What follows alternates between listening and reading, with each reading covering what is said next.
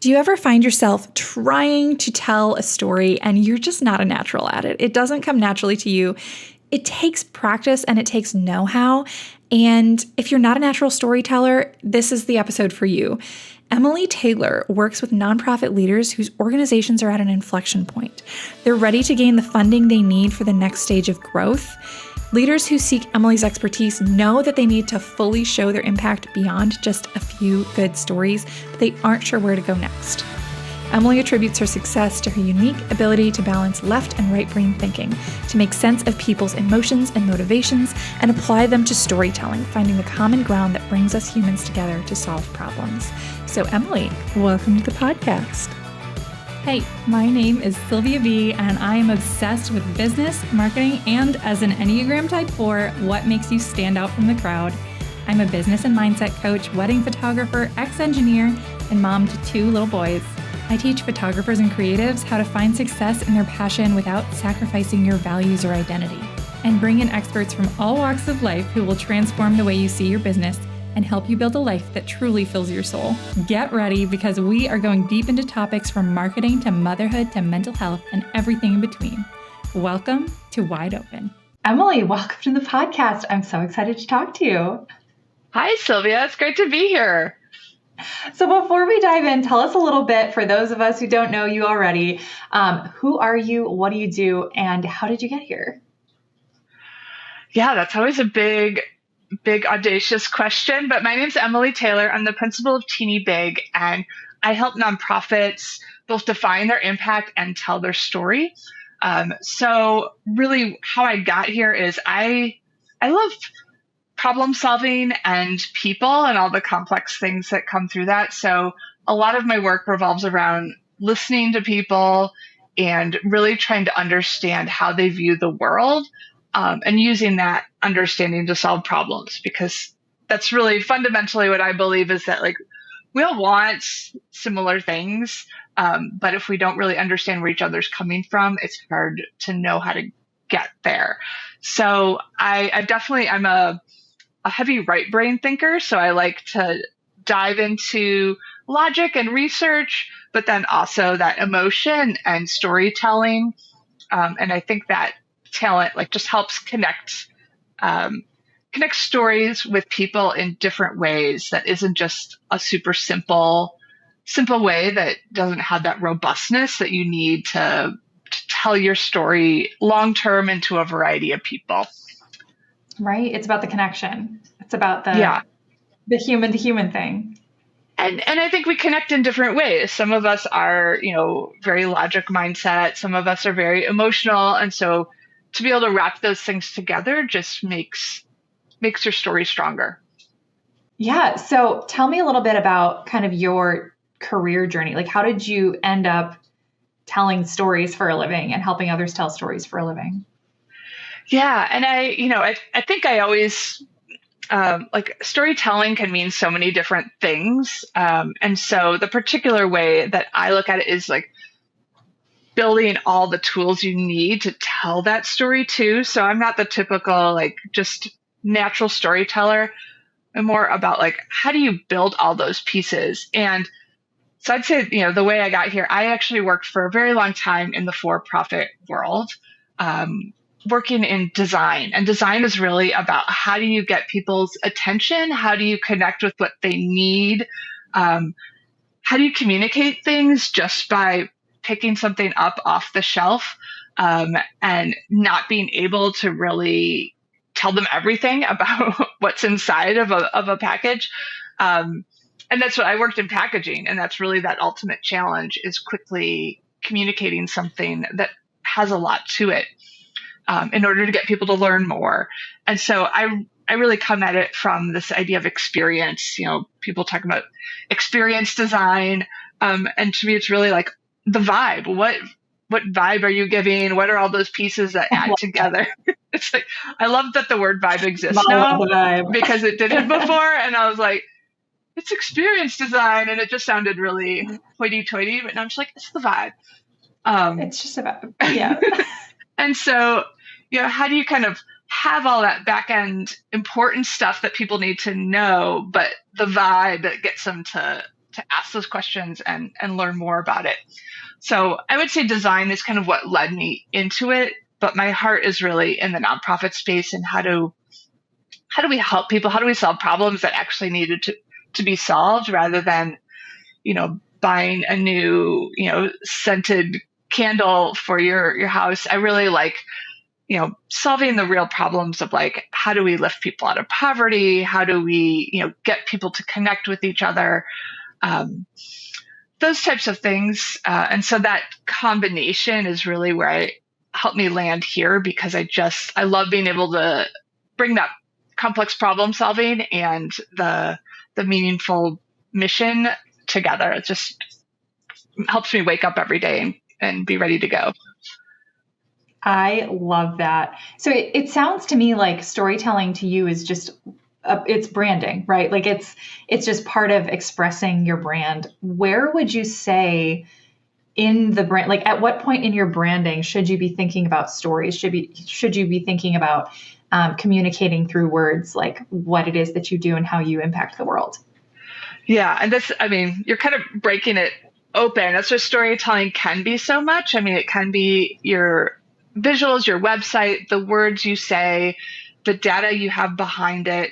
And I think we'll talk a bit later about, like what are all those elements. But let's see, now I forgot the question you asked, when should you start thinking about like the story? I would say, there's different levels. There's sort of having the collection of what you need to tell a story is just helpful to have, having a folder of like all the photos you have, all the history of your organization or business, putting all those things together, because it is an umbrella that you then take to social media, that you take to a conversation, that you infuse in your work. Because it is, I'm like, now branding is just a vibe. But it's like, how do you have those pieces so that you're ready for whatever form of communication you need? So I would say it's important overall, but it's also something that can build over time. So you start with what you have, okay. And then, you add in the elements that make it more robust over time. Yeah, I love it. So backing up a little bit and kind of going back to the basics, right? Because we're starting to get into like all this branding and storytelling stuff, but you work with nonprofits to create stories that communicate their impact, right? Like that's your bread and butter. But that skill set is something that every business owner needs. Every like nonprofit or for-profit, everybody needs it. So what would you say is the biggest challenge, the most challenging part of growing a young business or growing a young nonprofit? Yeah, for a nonprofit, it's finding, to me, there's two circles in any kind of business organization. There's what are you passionate and good at, and what do people care about and want to, and need. So in a nonprofit, it's, what is your mission, and how do you then match that up with people who care about that mission? In a for-profit business, it's, what are you passionate about and good at in the world, and what do people want to purchase or buy? And I think, if you have, you can see people out there like really passionate about something, but not connecting with people, and these businesses that just sort of don't go anywhere. But the same thing can happen if you find a need that's out there and create something that you don't really care about.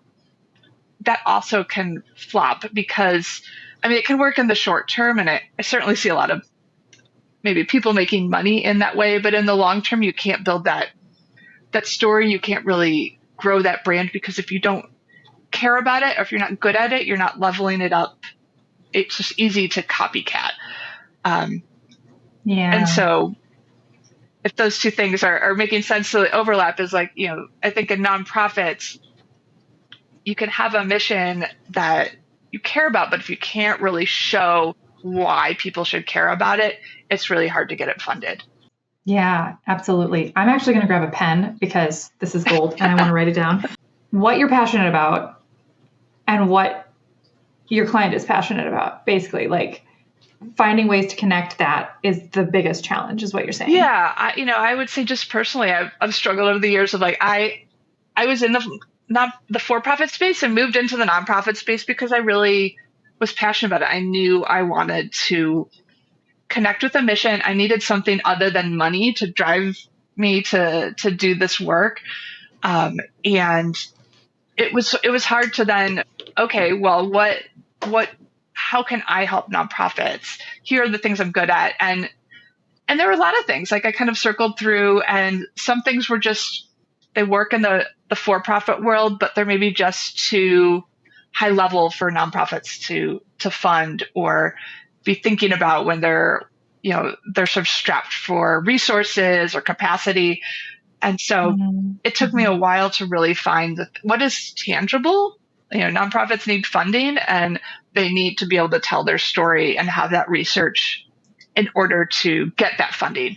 So that's where I've thrown some spaghetti at the wall, trying different things. But it's taken some practice to really figure out what resonates, and again, it's even things that people need, like nonprofits do need research, they do need all this stuff, but they have to be able to prioritize it. And that's where I think I've had some tries and fails and learnings is in finding that where that overlap is. Yeah. Yeah. And I see that a lot too. Like, I think a lot of entrepreneurs struggle to communicate that, and they may not even know that they're struggling, right? Because they are just so passionate about what they're talking about, but the way that they're talking about it isn't necessarily landing with the client, because their client doesn't care about like the work that you're doing. They care about the result that they get, right? So give us some advice. How do you start connecting those pieces, connecting the dots so that you can communicate what you do and why you're the right person to do it to your client? Yeah. So kind of going to my backstory of like working in the design space and in packaging, a lot of the work I did was around consumer research. And what I've taken into the nonprofit space is that idea of listening. And I think that is just so important, because that's part of when you have a passion, it's inside of you. And when you're selling outside of yourself. And so to be able to listen to people, hear the words that they say, how they talk about the problems they want to solve, and being able to connect those dots. And that's where it gets into the overlap. You could just repeat back what they say, but if it's not in you, that's not going to kind of drive that business. So being able to find what you're passionate about and be able to articulate in a way that connects with the challenges that they're talking about. I'll do a for-profit example. I started a bike bag business with a friend of mine, just on the side of all these other things. And we were really passionate about women cycling and being able to be fashionable and get on your bike and go to work and still look like you're ready for a meeting. And so we designed these stylish bags that connect to your bike. And it connected with some people, but it still wasn't, it was a small market. And so we really had to do a lot of research, and over time, the bag became more about your flexible lifestyle and being able to have one bag that you can use for everything, instead of, putting all your stuff into a basket and then flipping it around into a backpack or laptop bag. And so that is something that, again, it was a little of that vibe of like, you have the freedom to go wherever you want, but still connected with our passion of getting people on bikes and not feeling like they had to be some kind of jockey, sporty person. So that's kind of like what I mean by finding that overlap. And it really took talking to people, having some sort of loose focus groups, surveys, different things, just conducting some casual focus groups, doing surveys, having coffee chats or one-on-ones with people who seem like your ideal customer. That is how you learn those things. How would you recommend making that happen? I know a lot of the listeners are wedding vendors, so it's hard to get in front of a couple that's so busy planning their wedding without like, I've seen posts in Facebook groups, but they usually don't get approved by admin. Like, give us some ideas for how we can approach finding people to listen to if we don't have clients I think yet. to me, in all my years of doing, research, qualitative research, especially, I think the really important thing is really being clear about who you're listening to. So, yeah, I mean, there can be certain cases in the nonprofit space. There's a lot of people who are just overwhelmed or so busy they're very hard to reach out to, and so sometimes you do need to pay people for their time. I think it's just a respectful way to have that exchange that can be an incentive for people to make time.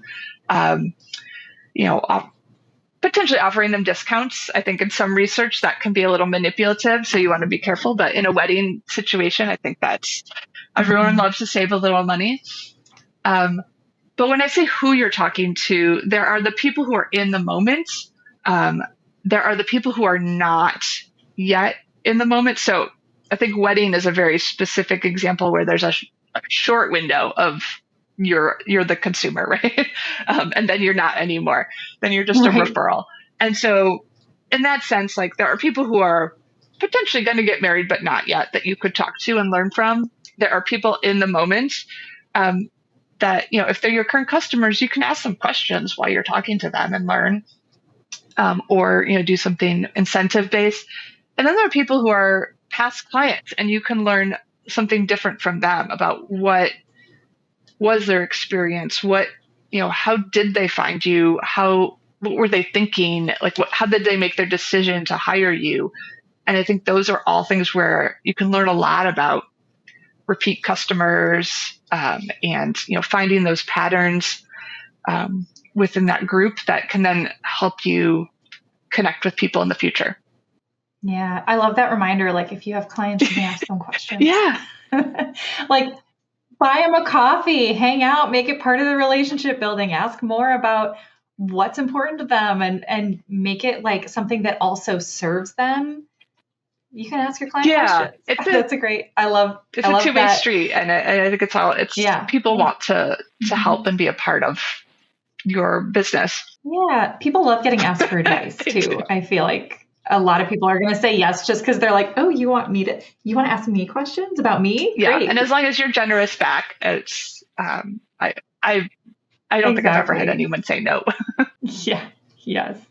Okay. So tell me about your case for support. What is that? And how are nonprofits using it? So a case for support, again, I feel like all words can be exploded out into a lot of different things, but the way I view it is something that you can use to get in front of funders to help tell the story of your organization, especially for people who don't know anything about it or might be new to your sector. So, okay. So kind of like a pitch, it's like a pitch almost deck, but it can be a lot of different things. So for instance, I'm working on one right now where it is a presentation that the organization can take slides in and out depending on, are they presenting to a luncheon at a company, or are they talking to a founder that could give them $1 million gift? They can kind of push and pull that document. But I've also had clients that are like, we just want you to look like, show that you're the outside expert that can talk about the data that we have. And so I've just done a Loom video where I went through the data that I found about the organization, why it was super important.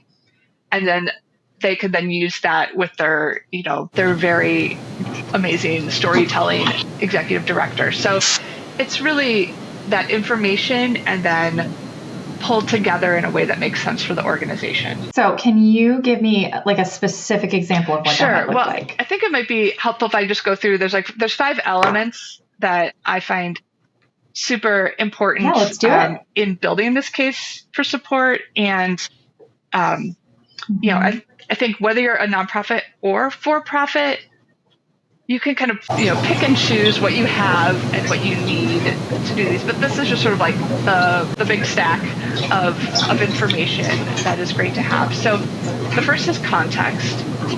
what's the, why you? What's the history of your organization or your nonprofit that makes you qualified to, to kind of be in whatever role you're talking about?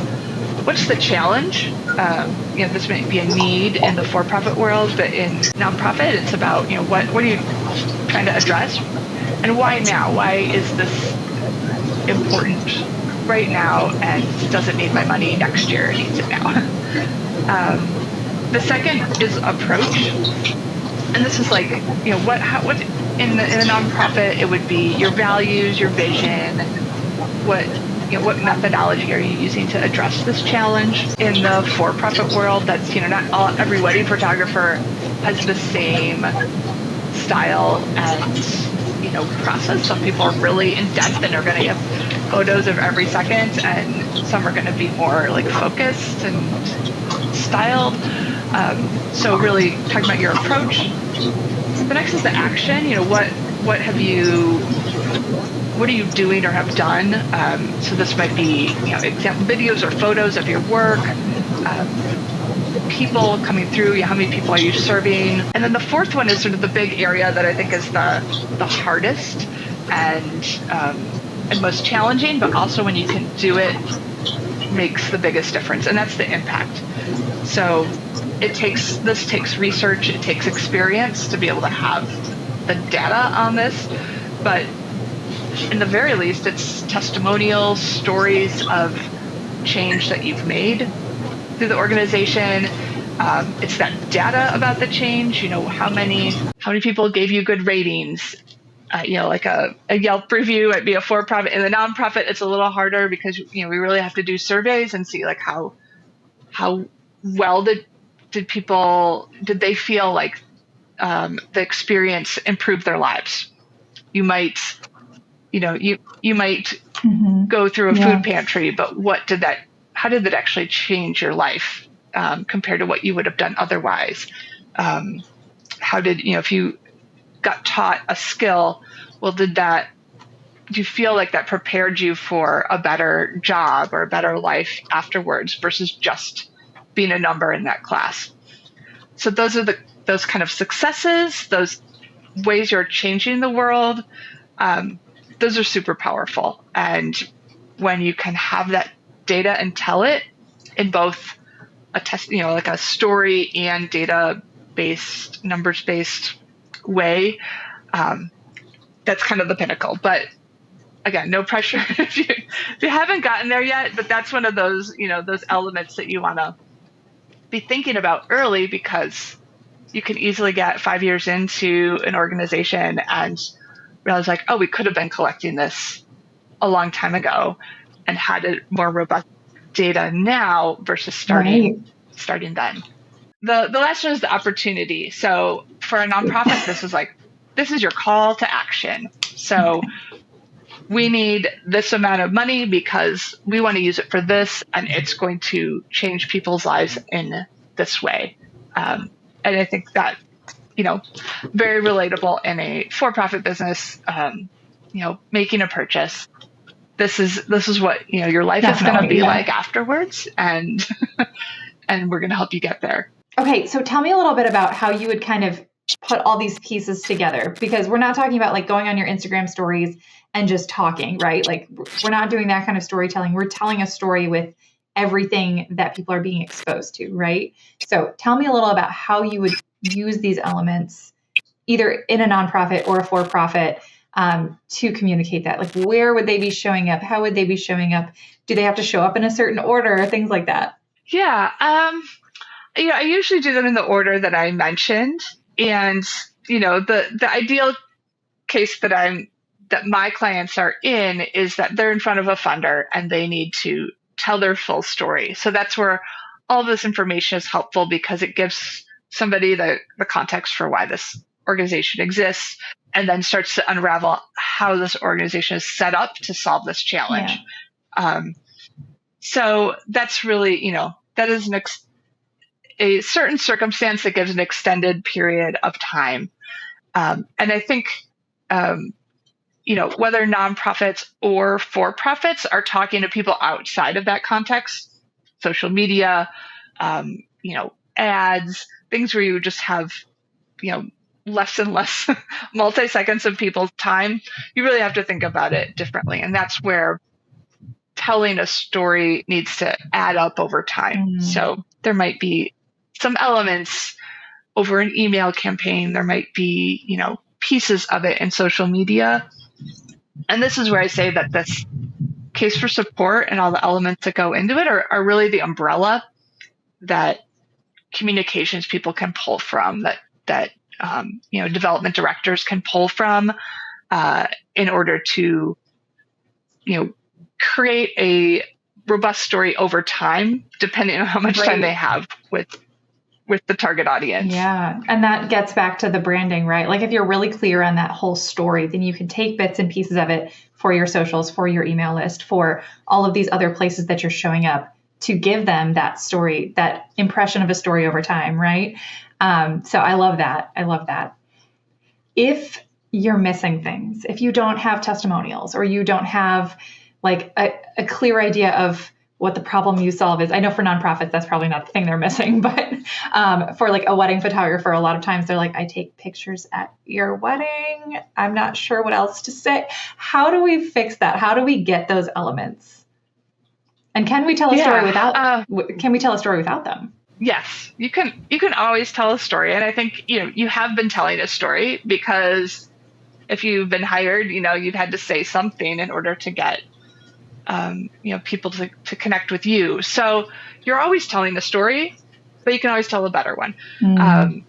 And that is where, let's say you're not sure what problem you're solving. That's where this listening is just so invaluable because people tell you.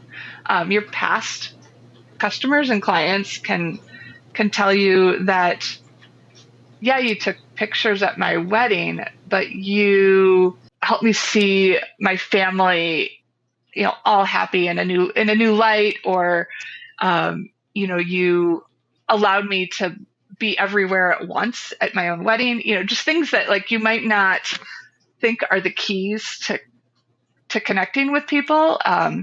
But they'll tell you, and it's not in the way that like you hired me, I gave you photo, you asked for photos and I gave you photos, it's, there's a lot more going on. And so when you can hear that from people, you can start to evolve that into your own story. I love that. I think what you said too, like I wrote this down, you're always telling a story, but you can always tell a better one. I love that. What I'm getting from that is we already have all the elements of this story, whether or not we're using them well or telling them well, we have all the elements, right? In one way or another. Even if we don't have explicit testimonials, we have photos that we've taken of other people, for example, with the wedding photography example. Like you always have something to tell the story. But just being really aware of how you're telling those pieces of the story, I think is really the key. It sounds like just like noticing how you're telling it and figuring out how to improve it, figuring out how to connect better, figuring out how to tell a better story. Yeah. And I think there are some people who are natural storytellers and they're awesome. And I'm so jealous. But those of us that are not, that I think that's why I've broken it down so much, because it helps people who are not natural storytellers be able to have the pieces of the puzzle, but it also helps natural storytellers tell a stronger story. And I think what's really important about getting this out, if you are a natural storyteller, you need to get this on paper, because if you're the only person that can tell the story, then your business is not going to go very far, or it can't go beyond, where you can be at any one moment in time. And so to be able to get these things on paper, that's why I help nonprofits build a case for support, because then their board member has the tools to tell a story. Their other staff does. They all have access to it. And they might have, depending on what they choose, they might have a document that they can just walk them through telling the story. And so it just really keeps in mind our different our different talents and intuition for doing these things, and makes it a little more systematic, so that that you're all telling the same story. And yes, and even if you're a solopreneur, there's a good chance that at some point someone else needs to tell your story. So having it written down not only helps you be consistent, but it also opens you up to a future where you are outsourcing something, even if it's just having somebody schedule your social media for you, even if it's just somebody who can answer emails for you. Whoever else is working in your business has to know your story in order to stay consistent, in order to make an impact, in order to communicate effectively who you are and what you do and why you do it. So I love that. Like, write it down, make sure it's written down. Yeah, and even if you need referrals, like those kind of things can be helpful if you have these elements and are able to pull something together so that people can refer you as well. Yeah, definitely. Let's see. I know we had talked a little bit, before the call about niching, and that's something I think I've struggled with, but I do think it's so important, especially in the world we live in now is, very saturated. And so to be able to niche, you were telling me about some of the super unique businesses you work with. But I always reflect on things as Power Rangers. So I don't know. I didn't really watch the show, but like, I don't really know that much about all the Power Rangers, but I knew there was a pink one, there was a yellow one, there was a blue one. Like, they kind of had these little encapsulated profiles, even though they were part of a team. They're kind of like in a mess of a sea of other cartoons, and so to be able to be, a specific Power Ranger, a Spice Girl, whatever thing you want to say, like, to be something specific that people can remember who you are, is just super helpful. And it's really hard to get there. Again, like it's like where you're fitting in those two circles, that can be your niche, but you have to find it and stick with it. And it's very hard, but it also helps in all these other things, helps you be memorable and be able to get those references, and to set people up to hear your story. I imagine too, it's probably easier to tell a story if you're niched down. Like if you have a really specific client that you serve, it's a lot easier to tell a story to that client than if you're trying to serve everybody. Yeah. And I think it doesn't, the fear is you narrow down niche too much, but I think the one thing I always hear is that even if you niche, people still come from outside of that specific niche. Yep. Yes. So I know that you know as well. Yeah. So it feels harder than it is. Yeah. Yeah. I think you make a really good point that I hear this. Can you tell I work with photographers a lot? I hear this from photographers a lot where they're like, well, I would really love to just do family photos, but I don't want to give up all the other things that are bringing me income. I don't want to change my website to be just families because then people won't know that I do weddings. If they love your work, they're going to ask about their wedding. If they love what you stand for, they're going to ask about their wedding. Like, you putting just families on your website will not keep people from reaching out who are a good fit. Mm-hmm. Yeah. Yeah. I think that's a really, photography is a really clear example of that. Yeah. Yeah. And like you said, it's true of any industry, right? Like it's really hard to niche down so far that the right fit won't still reach out if you're telling a good story, if the messaging is aligned with the person's values. They're still going to reach out even if the thing you say you do isn't quite exactly the thing that they're doing.